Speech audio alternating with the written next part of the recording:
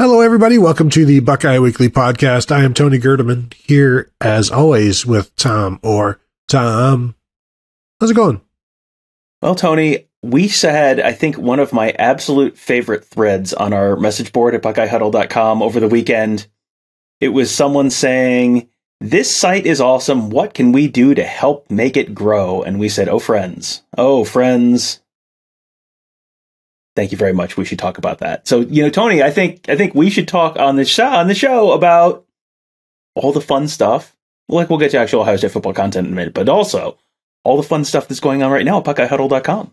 Yeah, I thought you were going to talk about my thread about shredded chicken sandwiches, but that one didn't go nearly as well. There was not nearly as much unanimity of opinion in that thread. I thought your food opinion was fine. Shredded chicken sandwiches are, no one's expecting a Michelin star here, but it's a perfectly fine food type substance. So people who are against it have never experienced it, and so whatever. Let's not derail the show with idiots. Instead, as you said, there's a bunch of stuff going on in Buckeye Huddle right now. So I thought before we get into the ends of our spring preview, positional previews, I just want to let people know what's going on out there. So Mark Givler and Kevin Noon went down to Georgia to see a bunch of prospects. They were in Cincinnati to see a bunch of people. Now they're heading off to Indy for the NFL Combine.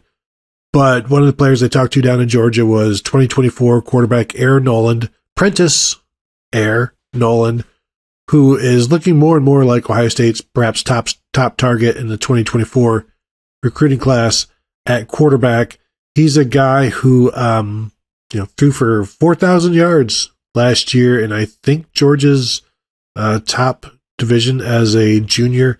55 touchdowns, 4 interceptions, and in his 3 years so far in high school has thrown for 104 touchdowns and just 16 interceptions. Threw for 2,581 yards as a sophomore, threw for 1,300 yards as a true freshman, playing big boy high school football. A lefty. I hope that's okay for the people out there. But they talked to him. Obviously, he's very high on Ohio State. Ohio State, I think at some point, I don't believe they've offered just yet, but I think that's coming. Go ahead. He also has what I think is literally the perfect quarterback name. He can't be a dual threat guy, but his name is Air, is what they call him, Air, and his last name is Noland, which is no land. No running, just throwing. Air, no land. That's a 7-star quarterback name. I don't know. I have not evaluated him in person, so I'm not going to put a ranking on him, but that is a 7-star quarterback name, 100%, 10 of 10, no notes. Although, doesn't that scare people? Should that scare Buckeye fans? The no running quarterback again? Do they really want to go through this again after the torture of C.J. Stroud? Perhaps. So, so there's an interview on the site with them there. Also, they talked with Chris Henry Jr. in Cincinnati. Cincinnati Withrow, a 2026 wide receiver. Yes, Chris Henry Jr., the son of the late NFL wide receiver, former West Virginia wide receiver. He's the only Ohioan in the 2026 class with an OSU offer. Obviously, one of the top 2026 players out there. Talked with him. He's clearly interested in Ohio State. You recently talked with Devin Radcliffe about a simple change that could happen on defense to make things better. What was that about? Yeah, and you can find the full conversation on the Buckeyes Tomorrow Morning episode that aired on Tuesday this week, so on the 28th of February.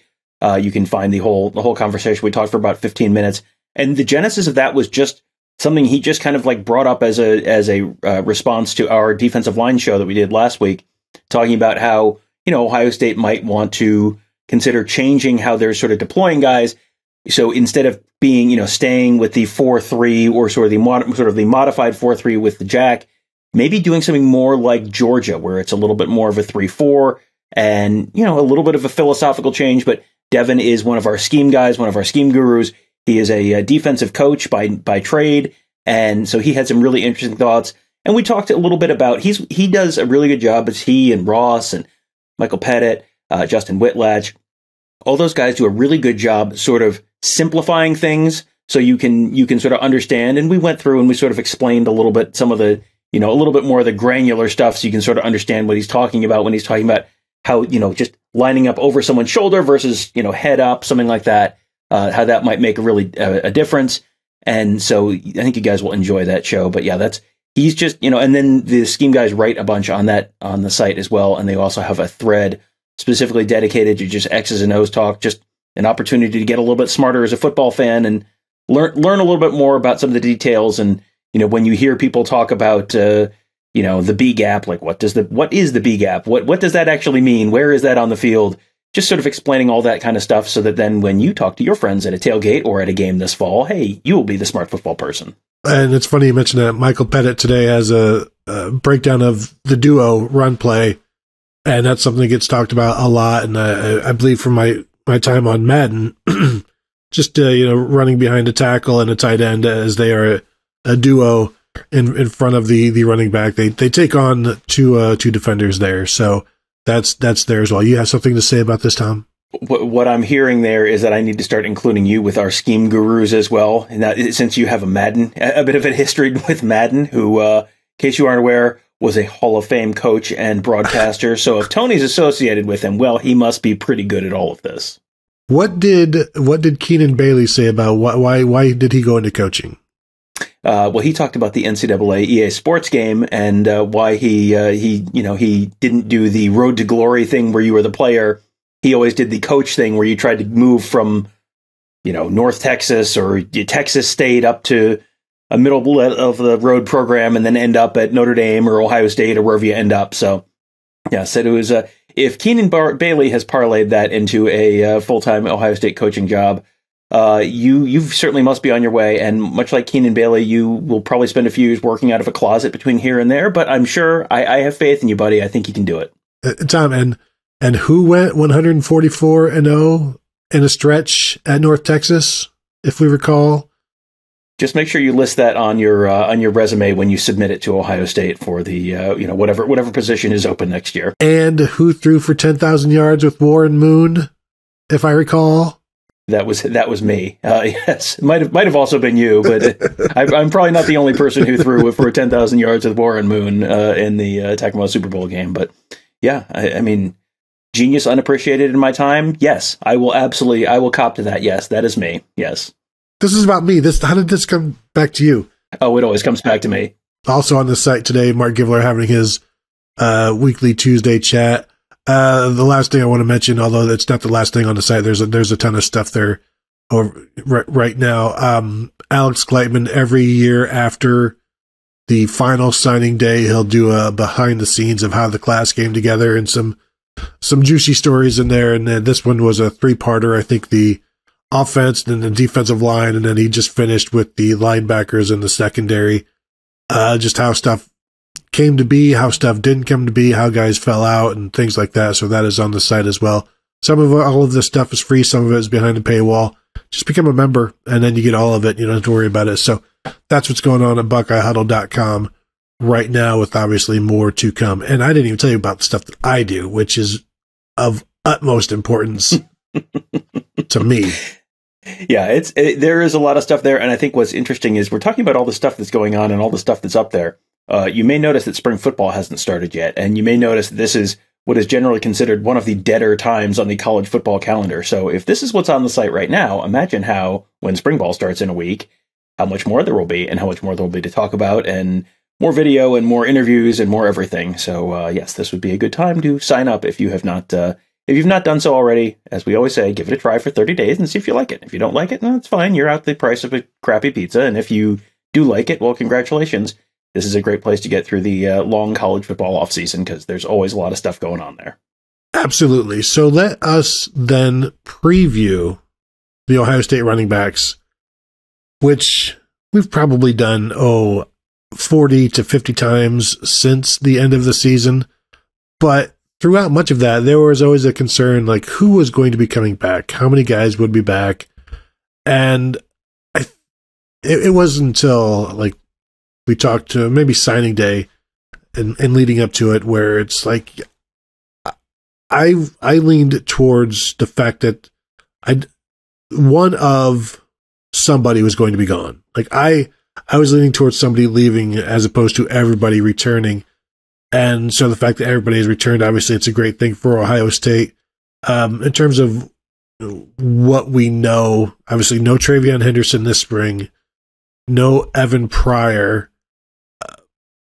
How much do you think we see Mayan Williams? Because he's going to be healthy. He's the leader of the room. But how much do you think we see him this spring? I feel like he's probably in that veteran category where you're probably managing, trying to manage health a little bit, and you're trying to also give some of the other guys a few more reps. So I think you're going to see him some, because you don't have a bunch of true freshmen you're trying to, really trying to get a lot of extra reps for. But also, how much more work does Mayan Williams need? Mayan Williams probably has a pretty good grasp of the offense at this point and has shown that he can do all of the individual pieces of the job. It's not like he really has to work on blitz pickup or something like that. So I think you'll see him some, but I think you're also probably going to see, this might be a spring where you see, everyone who is healthy. No Travion Henderson, no Evan Pryor, but the other guys,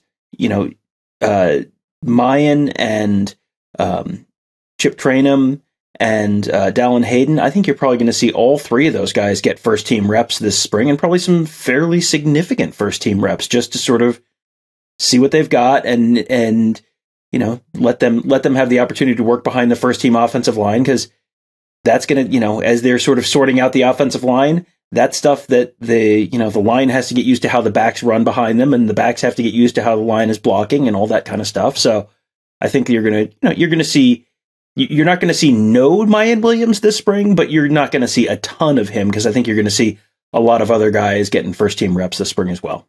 And the running game in spring is always, it's not an afterthought. It's an afterthought in the spring game, but it is kind of backburnered a little bit. Obviously, Tony Alford and his guys are going to be working, but in terms of like what's being implemented in the running game, it's not necessarily something that is constant, I would say. TC Caffey is also out, the walk-on running back. I assume he's still out since he tore his ACL and during the season. You'll have Will Troll-Hartson, a walk-on true freshman enrolled early. Caden Saunders, another walk-on, who will allow them to fill out the reps. Basically, you've got those top three guys that you mentioned, who I agree will all be getting first-team reps, but then you'll have the other two guys in there rolling through as well. It will be interesting to see, like, how do you, when you are changing the offensive line constantly, how do you judge how well guys are doing in terms of running the ball? It's a tough thing, and so that's where it gets down to, did you read things correctly? Doesn't matter if they're not there. Like, what are you reading? I just think it's going to be really hard to grade these guys in the spring for some of the stuff. But as much work as you can give Dallin Hayden, Chip Trainum, obviously, I think it helps. What I do think helps in terms of, this is something I think I know. I think Dallin Hayden being one of the top three and getting a lot of work, and I think he and Chip Trainum are going to be extremely busy this spring. So I think that keeps him happy, because I don't know how busy he's going to be this season. So as long as he's busy this spring, I think he's going to be in a good place. And not that he's ever talked about transferring or anything. You look at what's going to happen during the season, and I don't see a lot of carries for him. But then in 2024, it could be wide open for him to be the starter, so you're not going to go anywhere. But I think having a lot of busy work in the spring is good for him. I think there's also the element of this where you might see who runs better behind these lines. If you're going to, I mean, you were talking about how difficult it might be to evaluate, hey, the offensive line, configuration number 1, configuration number 2, number 3, number 4, whatever it is. Does one back run significantly better behind the same offensive line than the others? If whatever you want to call configuration A, if one of those guys is consistently running, hitting holes or finding holes, maybe that tells you something, and maybe that impacts the playing time this fall. I don't know that I'm necessarily on board with the idea that Dallin Hayden is not going to play a whole heck of a lot this fall. I think he has the opportunity to potentially earn his way up that depth chart this spring. he showed enough during that Maryland game last year that, there's obviously, he ran for 143 yards and a couple touchdowns. I mean, that was a pretty solid game, and you get another year in the weight room, and that's going to help with all the pass pro kind of responsibilities that you've got there. So I think he has the opportunity with a good spring to potentially earn more snaps this fall. It's not going to be easy because that's a loaded room, and TreVeyon Henderson, I'm not going to spoil any surprises here, but Mike Williams and TreVeyon Henderson, if healthy, are probably going to get a whole bunch of carries. So there is there are only so many carries available, but it does feel like if Dalton Hayden has a strong spring, he potentially sets himself up to be in the mix for, at least a bigger chunk of those carries this fall. And, maybe he moves his way past one of those other guys in the depth chart if it's really incredible. That's something we've seen before. So, it's possible, but we'll see how it goes this spring, I guess. And it wouldn't surprise me if TreVeyon Henderson sees people saying things like that, and we'll see. I'm sure Dalton Hayden will be one of the talks of camp for spring ball, and people will want to just look at what Dalton Hayden did as a freshman, all of the buzz that you're hearing about him in the spring, and it's like, boom, you've jumped TreVeyon Henderson, and TreVeyon Henderson did not have the year he wanted, was never really healthy enough to do that. To me, the fact that he is still stuck around tells you that he is driven to reassert himself. And I was doing a Twitter search for something I tweeted about J.K. Dobbins a while back, and something else came up about TreVeyon Henderson, and the number of people he had made miss as a true freshman was on the level with Dobbins and Ezekiel Elliott. And I remember us talking about how good he was as a freshman, especially after that Tulsa game, which certainly an outlier, but 277 yards or whatever as a true freshman, it may be an outlier, but it happened. I think he wants to get back to that, and we watched J.K. Dobbins do that same thing where you're driven by this sophomore season, which, other people wouldn't. It's bad by your standards. It's maybe okay by other standards.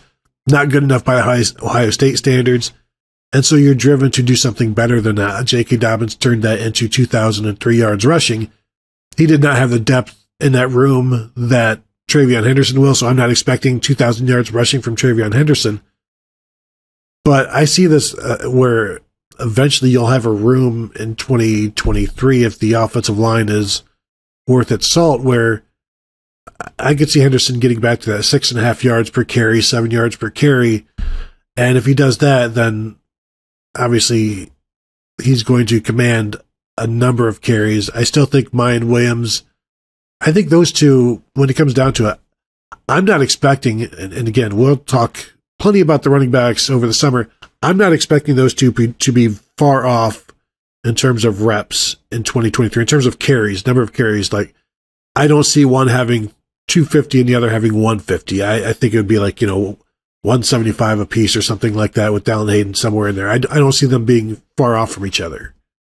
Right. If they're healthy, I think that is, you're going to have those two be kind of in that same neighborhood. It's interesting because TreVeyon Henderson and J.K. Dobbins feels like such a natural comparison, because Dobbins had that sensational true freshman year, kind of came out of nowhere, and then as a sophomore, just kind of, it felt like he hit the freshman wall as a sophomore, basically. Mike Weber was back, and just they couldn't ever get in a rhythm, and Dobbins was constantly kind of just trying to do too much, and he talked about trying to hit a home run every time he had the ball, and you kind of can't do that. And so it's interesting that Henderson is kind of in the same boat in terms of sensational freshman year, kind of what felt like a step back sophomore year, and then can you come back and have that third season like Dobbins had? And as you said, the productivity's 2,000 yards, probably not, but yards per carry, can he do that? That's feels like a real possibility for him. And while he obviously is dealing with a deeper room than J.K. Dobbins was in 2019, with the sophomore season, with Dobbins, he wasn't hurt. He just wasn't producing the way he did as a freshman. With Henderson, it's very easy to point to the foot injury and say, okay, not only was he hurt, he was more hurt than I think most people realize, because it sort of got floated as one thing, and you sort of heard murmurs of one thing, and now you're kind of hearing like, well, it's actually a little more serious than that. And he was really trying to play through something, and that is difficult. When you are a running back, your feet are actually a pretty important part of the whole job, the whole job description. So when you've got one that's, you got a bad wheel for most of the season, yeah, that's going to be a problem. And so he's not just coming back from, well, he had a, kind of a iffy sophomore season. He's coming back from an injury. So that, I don't think that there's any kind of an underlying skill set decline or anything like that. Feels like if he's healthy, he should be back to being what he was as a freshman. And if you can even take that next step, like J.K. Dobbins did as a third-year guy, then you could really have, if you're in that 6.5, 7 yards per carry kind of range this fall, with what all the other stuff that Ohio State should have there, boy, that's a real special room. But that depends not only on TreVeyon Henderson, but as you said, also on that offensive line. Yeah, and the tweaks that Justin Fry makes to the running system, the power aspect of it, the zone aspect of it, what they're actually going to want to do with that, and how that fits the running backs, as you started out with saying earlier. So that's all well down the road. So what do we think we're going to learn this spring? Because it feels like everybody at this point is a known quantity in terms of, Dallin Hayden we learned a lot about quickly. I think we know that he's a very good back.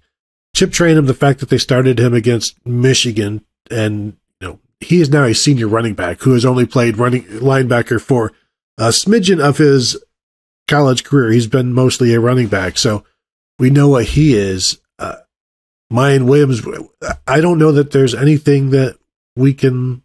Is there anything that we can learn from this spring? Unless, like, Dallin Hayden just comes out and he's like, he is suddenly Maurice Clarett or something like that. I don't foresee that, but that's about the only thing. Just somebody coming out and being more than we thought they were, and it's like, but we already really had high opinions of you, so how is this even possible? Yeah, unless you have a real outlier spring from a Dallin Hayden, I don't know that we're going to come away from the spring with a substantially different opinion on anything than we're going in with. I feel like we've talked about how, boy, this is going to be such a fascinating spring for this position group and that position group. With the running backs, it's kind of like, meh. I mean, this is the proof. This is the exception that proves the rule, where we say it's going to be a really interesting spring at a bunch of other position groups, and this one was kind of like, yeah. I mean, so when it means it when we say the other ones, because right now we're going, eh. So if Evan Pryor was competing this spring, I think that would be really potentially very interesting. I think that would be maybe the thing I was most interested in seeing. He's not there. If TreVeyon Henderson was back, does TreVeyon Henderson look like the 2021 TreVeyon Henderson instead of the 2022 TreVeyon Henderson? That would be interesting. He's not going to be practicing. So, if Dallin Hayden really takes that quantum leap to that sort of next level back, yeah, that would be really interesting. If we, Mayan Williams was impressive last year, but we saw him healthy enough that I think we kind of know what a healthy Mayan Williams looks like. So you don't have the true freshman back in this class. That's the, could this guy be the next yada, yada, yada. So yeah, it feels like, barring a real outlier kind of performance from like a Dallin Hayden, I don't really see a huge storyline that we're going to be, constantly talking about coming out of the spring. Kind of a boring situation, kind of a, not canon type of thing. Is it, can we call the show like, is this the Coy and Vance of position groups for the Buckeyes? Something like that.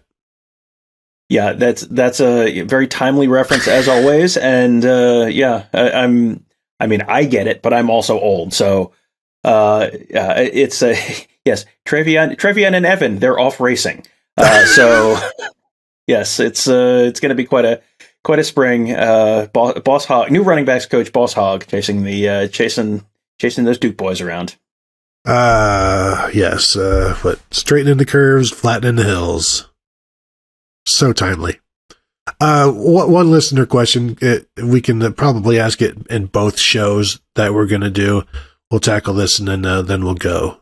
All right. So from @Schwal55, real tale of two cities position group matchup. How does Ohio State manage the respective numbers issues? Just basically, hey, do you have too many running backs? How do you manage those numbers issues at running back this year? Well, and as the coaches always say that these things work themselves out, and generally it happens via injury. So, Mayan Williams has dealt with injuries throughout his career. Travion Henderson was, I think he was pretty healthy as a true freshman, if I recall. It was just this past year where he really went through it. So there's always that aspect of it. But as we know, it's really difficult to get past three guys carrying the ball. And at this point, I think you know what the top three are, but we also thought Dallin Hayden was higher than he was at the end of the season because Chip Trayanum was in front of him. So I assume it's, but then there's still Evan Pryor in there as well. I think Evan Pryor, you have to find ways to use him and find, he's a guy that you can use with other running backs on the field as well. It's been so long waiting for this guy, and there's been so much talk about him that I think you need to do more with him than just, okay, you get the 4 carries in the fourth quarter. That's what he did as a true freshman. Now you've talked so much about him. You've said he can do so many different things. If you don't start doing those things, then stop lying. Stop lying to us, basically. But I think the top 2 guys, obviously Henderson and Williams, will get their carries, and you continue doing what you're doing there. But Evan Pryor, I can see getting involved the way Xavier Johnson was. Now, Dallin Hayden, his time will come. If that's this year, great. But I think you've got a top 2, and then you find ways to get Evan Pryor involved. And then Dallin Hayden is the security blanket, this insurance that a lot of teams would love to have. Well, I think you're right on a couple different fronts there. One is that running backs get hurt. That is what they do. The position involves a lot of running between the tackles and getting hit by very large people at high speed. So that's a position where you need depth, and that depth always seems to get tested, not necessarily as much as it did last year for Ohio State. That was a little bit of an outlier, but you are generally going to you're going to get down to your third guy getting reps a decent amount. And the other thing is just, as you said, roles. Is there a short yardage back that they can put in there? Is there someone who is better in the short yardage situations, goal line situations than some of the other guys? Is it a Mayan Williams and Travion Henderson show between the 20s, and it's a Chip Trayanum in goal line situations? He's the touchdown vulture this year, and Evan Pryor is the guy who's the third down back. Here's another timely one. Is he the Ronnie Harmon? Is he the Darren Sproles kind of third down back for you, where he's there and he's leaking out of the backfield, and you're throwing the ball to him a little bit, and you've got a certain package that's him. That's his package because he's the best at this, and Chip Trayanum is the best at that, and then you've got your other guys who Chip and Chop. Sorry, Chip and Chop. Goodness, we got to get these guys some different nicknames. Mayan Williams, Travion Henderson, Dallin Hayden are kind of your every down backs, and and then one of them gets hurt, and then you've only got 2 of them, and all of a sudden, ta-da, everyone has a role. And Tony Alford in the past has been very clear. It's not Tony Alford's job to keep those guys happy. It's their job to keep him happy. And if you want to have a role on the team, but you're not the best short yardage guy, and you're not the best pass catching guy, and you're not the best overall guy, that's a you problem. That's not Tony Alford's problem. So, it's up to everyone to have, they have some disparate skill sets there in that group, and guys who are different sizes, and guys who are, faster or more shifty in open space or whatever it is. So it's up to those guys to find your niche, find your role, and then, seize it and grab that spot heading into the fall. Yeah, it is very unfortunate that Evan Pryor can't go, because he would be one guy that we would be locked onto watching, and I think we'd be hearing a lot about. We'll wait until the fall for that, when the offensive line better knows who they are, so maybe a better opportunity for him then. But that will do it for this episode. I want to thank you all for tuning in. As always, find us at BuckeyeHuddle.com. Like we mentioned at the top of the show, become a member, see all the wonderful things going on behind the scenes and in front of the scenes at BuckeyeHuddle.com. Also, watch us, follow us along at YouTube.com/BuckeyeHuddle. Subscribe, hit the bell to be notified. That helps us as well. So thank you all for tuning in, and we'll talk to you guys later.